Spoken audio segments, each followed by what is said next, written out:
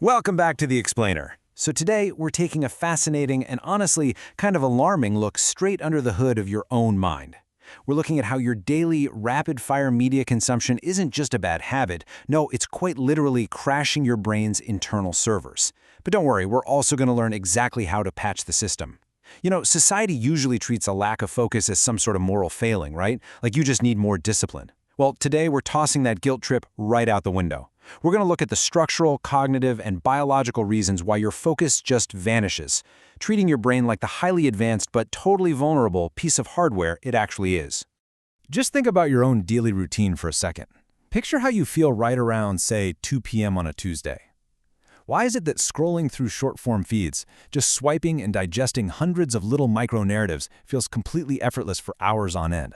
But the second you stare at a blank document for work for like 15 minutes, it causes actual physical exhaustion?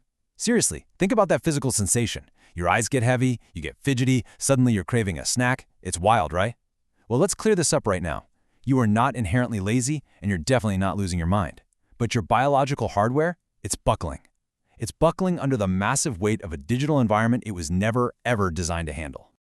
Okay, let's dive into the actual telemetry here.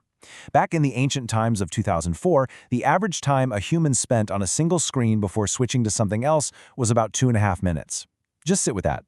2.5 uninterrupted minutes. Today, that number has plummeted to an absolutely jarring 47 seconds. Let that sink in.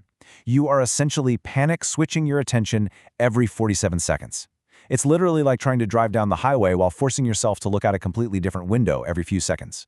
Our attention is under a relentless, severe attack, and our brains are just desperately trying to adapt to a landscape that demands constant, high-speed task switching. We are basically rewiring ourselves for distraction just to keep up. Now, to figure out how to defend against this, we've got to loop back to a huge concept from our previous explainer.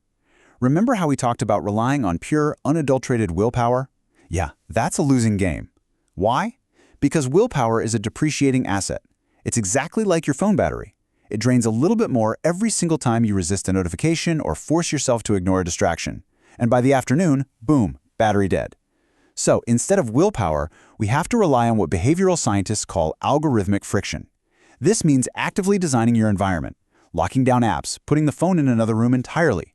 You have to set up your surroundings so this friction acts as an automated protective firewall against your worst impulses when that willpower battery inevitably hits zero. But what happens when that firewall fails? What happens when you pick up your phone, bypass the friction, and start consuming what researchers actually call the information payload? This is that high-velocity, rapid-fire, short-form media we all consume. When this payload breaches your algorithmic friction, it completely overloads your mental servers. Think about it like a malicious DDoS attack. In the tech world, a distributed denial of service attack is when a network gets intentionally flooded with so much junk traffic that the system just can't process it and the site crashes. Well, that is exactly what is happening to your prefrontal cortex. The sheer volume of this rapid-fire media acts as a biological DDoS attack, totally flooding your cognitive processing unit until it just freezes up and shuts down. And the physiological damage happening in real time here is pretty profound. Consuming 100 rapid-fire videos a day isn't just wasting time, it actively alters your brain chemistry. This high-velocity information payload drastically spikes your cortisol levels.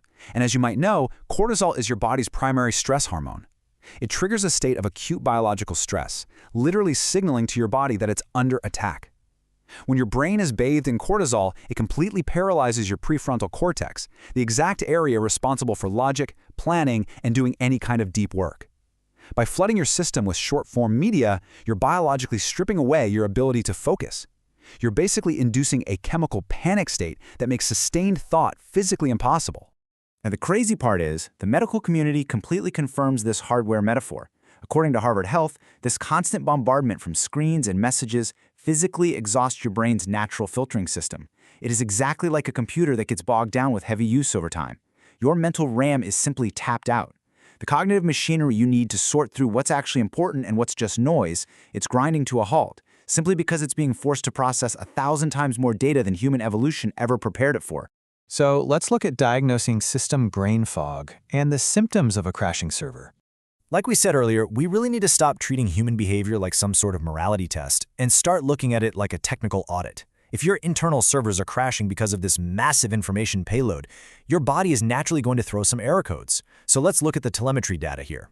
According to a clinical breakdown from Healthline, these are the exact signals of cognitive overload.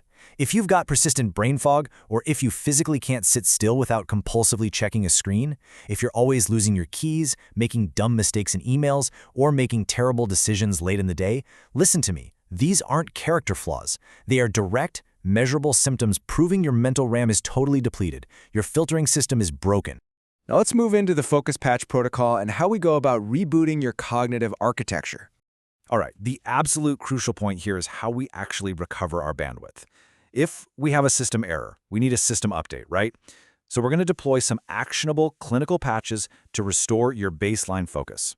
Step 1 is neuropsychologist Kim Willman's 35 focus patch. Here is exactly how it works. You sit down to read a physical book, yes, a real paper book, no screens, for 30 minutes. But you set a timer to go off every 5 minutes. When it chimes, you pause and honestly ask yourself, did my mind wander? If it did, no judgment. You just gently refocus on the page. This is literally like running a diagnostic check on your attention span every 5 minutes. You are manually rebuilding the neural pathways you need to sustain attention. But to complete the patch, you've got to optimize your biological hardware, because you can't run good software on a broken machine. First, practicing daily mindfulness has been clinically shown to thicken the prefrontal cortex, rewiring your brain for stronger everyday attention. Next, control your physical inputs.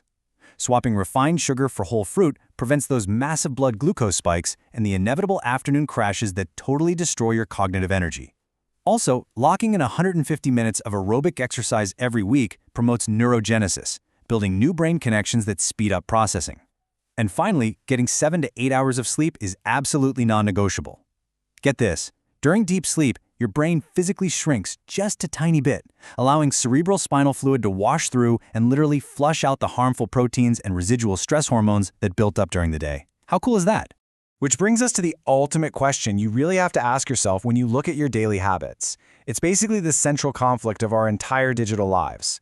Are you actively controlling your inputs, or are the algorithms programming you?